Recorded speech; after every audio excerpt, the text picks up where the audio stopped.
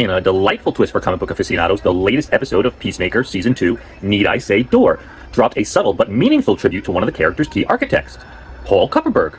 The shout-out came in the form of a location, Kupperperg Park, where Chris Smith, aka the Peacemaker, arranges a clandestine meetup with Amelia Harcourt.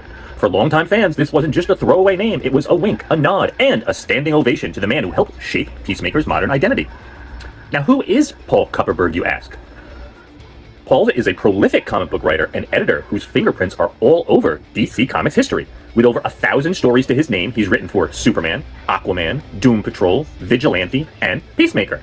In the late 80s, Kupperperg took the relatively obscure Charlton Comics character and gave him a gritty, psychologically complex makeover that laid the groundwork for the version that we see today.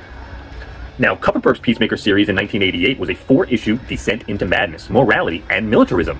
A few key elements from that series. Kupperperg introduced the idea that Peacemaker hears voices in his helmet, specifically his dead father's. Christopher Smith wasn't just a gun-toting vigilante, he was a man haunted by trauma and driven by a warped sense of peace through violence. Now, his run included appearances in Vigilante, where Peacemaker first entered the DC universe proper, and where Kupperberg's twisted take on justice began to take root. Now, James Gunn's HBO Max series clearly draws inspiration from Kupperberg's version of Peacemaker. Paul's contribution to Peacemaker isn't just historical, it's foundational. Without his bold reimagining, we might never have gotten the layered, chaotic, and oddly lovable character that's now a fan favorite.